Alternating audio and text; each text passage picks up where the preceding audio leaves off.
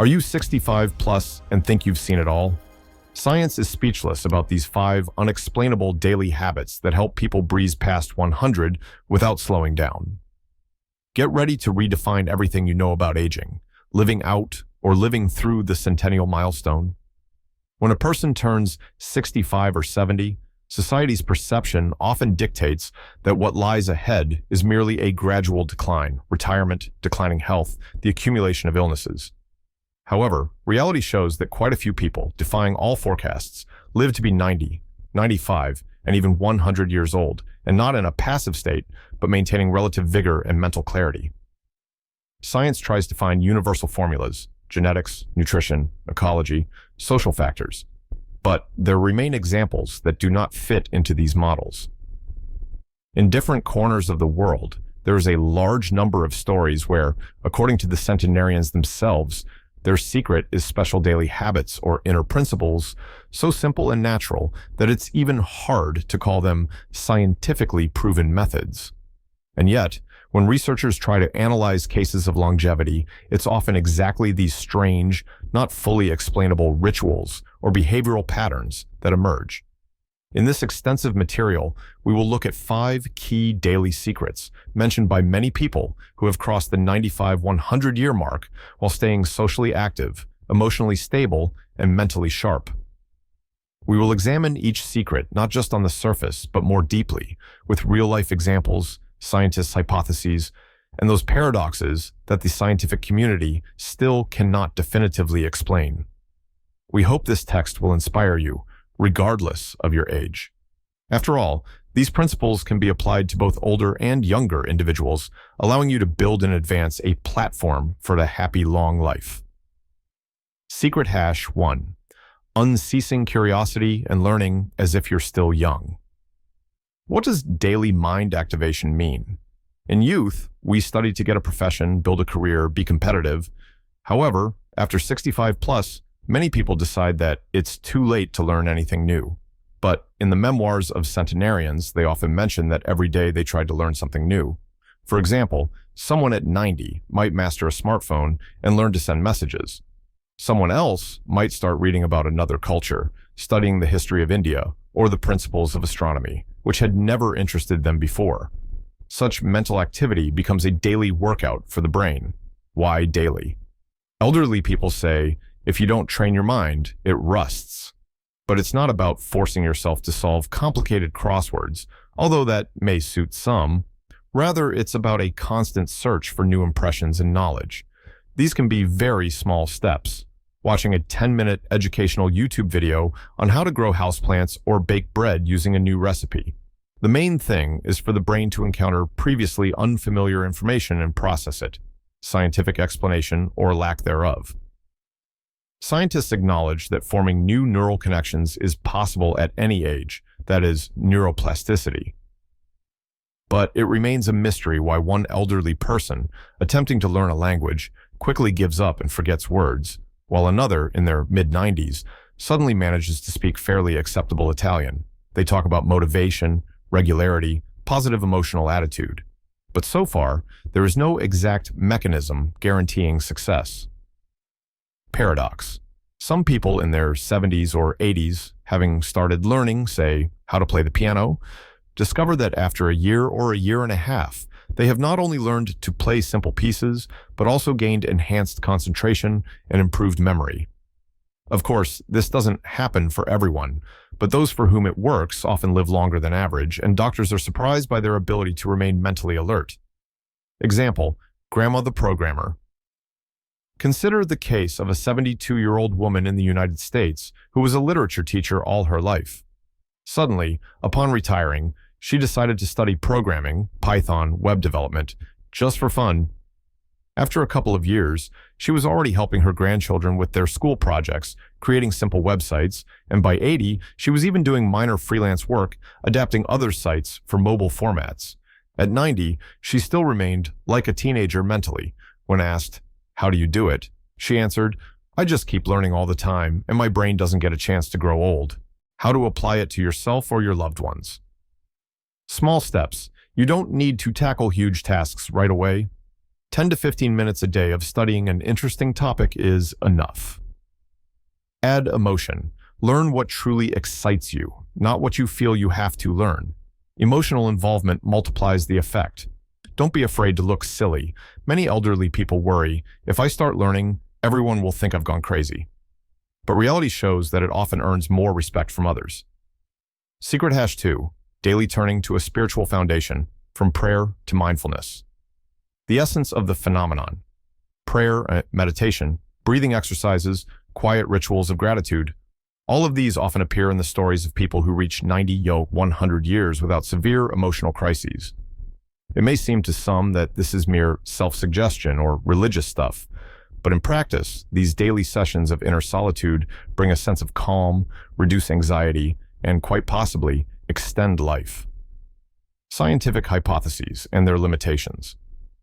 Many studies confirm that regular meditation or prayer practice lowers cortisol, the stress hormone, positively affects blood pressure, and stabilizes heart rhythm. But when we encounter cases where a person with a complex medical history goes on far longer than anticipated, scientific models stall. They talk about the role of the psyche, suggestion, placebo. But what exact mechanism leads to these striking results remains a mystery. Interestingly, some centenarians have their own personal spiritual practices. Someone talks to nature. Someone performs a special ritual. For instance, before bed, they set out a glass of water, speak words of gratitude into it, and drink it in the morning. It sounds mystical, but the person sincerely believes that it renews their inner strength. A real story, a 99-year-old nun in Europe. In a women's monastery in Italy lives a sister who is 99 years old and still takes part in morning services, during which she sings psalms. Doctors have observed joint problems in her, but they hardly see any age-related heart issues. She says, "Every morning I thank God for a new day, and I feel like I'm receiving yet another portion of grace." They had predicted a rapid decline for her, but she has held on for 20 years since the first diagnosis of arthritis and heart weakness. How to adopt this in practice? Find a comfortable format. You don't have to pray in a church or do yoga. You can sit in a comfortable chair daily for 10 or 15 minutes, breathing slowly and steadily with your eyes closed. Rely on positive emotions. In such moments, don't dwell on your failures. Focus on the good, on pleasant memories. Perhaps this will create a bright psychological backdrop. Don't turn it into a chore. The key is likely sincerity. Forced scheduled prayer without genuine engagement may not yield results. Secret hash 3. Selfless help to others every day, from small favors to big acts of kindness. 3.1. The energy and giving paradox. Many believe that in old age, you need to conserve what strength you have left for yourself. But stories of centenarians show that every day they find a way to be of service to others, even if just a tiny contribution. Someone loves to bake treats for guests, another cares for stray animals, another calls acquaintances going through difficulties, and they do it not to gain recognition, but out of an internal need. Psychological explanation. There's a theory of helping as a source of meaning. When a person does something for others, it becomes easier for them to cope with their own aches and ailments. What's more, endorphins are released, improving overall well-being. But in most scientific models, the assumption is that too much activity leads to fatigue. Why, then, do some grandmas and grandpas blossom only more from actively helping? A possible explanation: the right balance. They don't burden themselves with huge volumes of tasks, but do exactly as much as they can joyfully.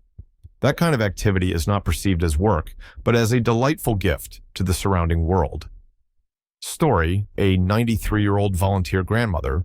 In an American city lived a 93-year-old woman who went to the local library every morning to help shelve books and make simple notes in the catalog.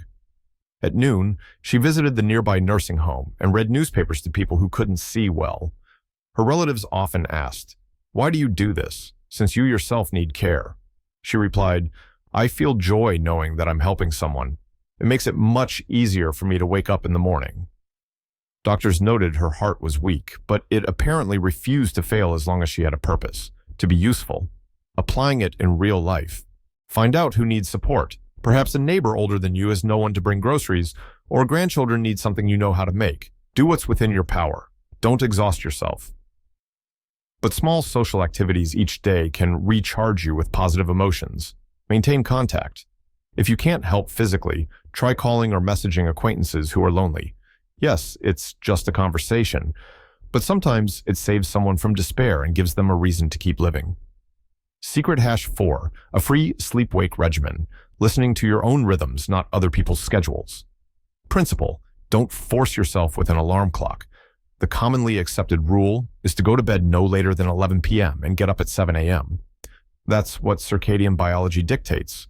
But centenarians often mention that they sleep when they feel like it, and if they wake up at night, they don't panic but calmly engage in a quiet activity, reading, knitting, gazing out the window, until sleep returns. Why scientists don't give a single answer. On the one hand, there are many studies pointing to the benefits of a stable schedule. On the other, among those who have lived past 100, there are people with an apparently chaotic schedule. They might go to bed at 9 p.m. or 1 a.m., sometimes take an hour's nap during the day, or go a whole week without napping, then sleep in on the weekend. And yet, they don't suffer from chronic lack of sleep. Maybe their body can flexibly adapt to any changes. Example, a 100-year-old farmer. In a rural area lived a farmer who, even after he turned 90, got up before sunrise to check on the chickens and cows, read the newspaper, and then might take an hour's nap in a chair during the day. He didn't follow the classic 8-hour rule, but effectively got 6-7 total hours of sleep in portions over the day. When asked if he got tired, he answered, "I don't know what tired is. My body signals me when it's time to rest. I rest. And then everything is fine again." Your approach to this, if you can afford a flexible schedule, listen to your body's signals. If you need to get up at a certain time, for example, for medication or doctor visits, try to compensate for lost sleep during the day or early evening. Above all, avoid inner tension and guilt over sleeping differently from everyone else. Overall quality of sleep is what matters, not conforming to stereotypes. Secret hashway. Instantly letting go of resentments and stress. Don't carry stones in your soul. The meaning of letting go of negativity. Stress is destructive for health. Psychologists, cardiologists, and endocrinologists all confirm this. High stress levels lead to hypertension, heart attacks, depression, and a host of other problems. However, people who reach 90-100 often display an amazing ability to forgive quickly. They don't harbor anger or mull over unpleasant events for weeks. If they're offended by someone, they can forget or take a philosophical stance the very next day. Scientific assumptions. Likely a complex psychobiological process is at work. When someone consciously refuses to dwell on resentment, cortisol levels drop faster. Yet not all elderly do so. Some become grumpy and unhappy, shortening their life by staying under constant stress. The optimistic centenarians say they eventually realize that harboring grievances consumes your nerves, so it's better not to waste energy on them. Illustrative story. A 92-year-old man recalls a time when he was cheated at the market, sold poor quality seeds. He lost money, and the seeds never sprouted. Instead of getting angry, he said, "It's an experience. Next time I'll be more careful." His relatives were surprised. "Why didn't you go to complain or cause a scene?" He answered, "Health is more important. I've lived a long life because I don't let bad people steal my joy." A simple but powerful formula. Practice of quick forgiveness. A talk with yourself. It happened. It's already done. Will I waste my time on anger? I'd do better to do something useful. Use humor. A smile, even if forced, helps soften negativity. Some psychologists advise imagining you're flushing resentment down the toilet. Doesn't mean agreeing with evil. Forgiving doesn't mean letting yourself be taken advantage of. But the idea is not to spend your resources on hatred. Extended conclusion. How these secrets can change your perspective on old age. We have examined 5 secrets. Constant learning and curiosity.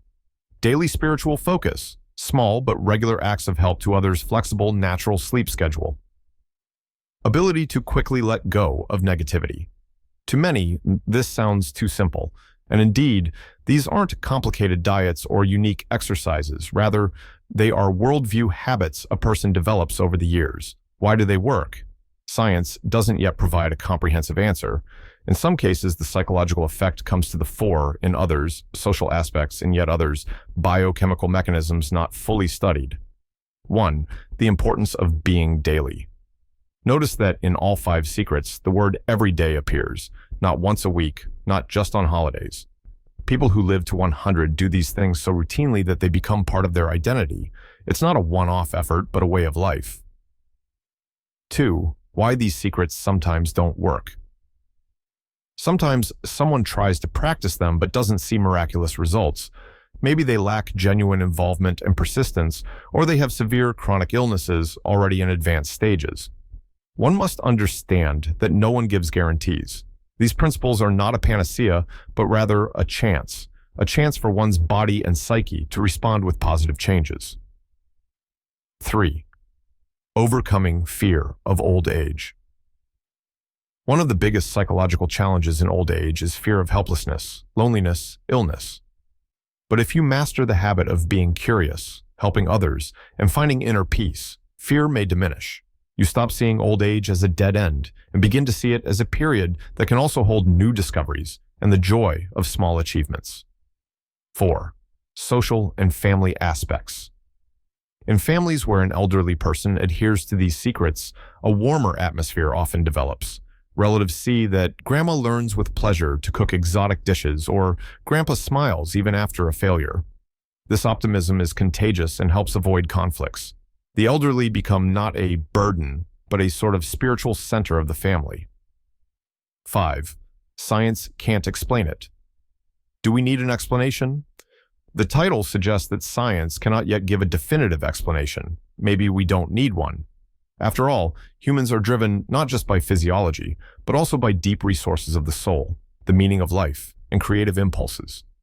Often it's precisely these elements that prove decisive when we talk about longevity. There is no formula A plus B equals sign 100 years of life. There's a set of factors, among which inner harmony and daily positive rituals play a huge role. Answer to the main question: why science can't explain it.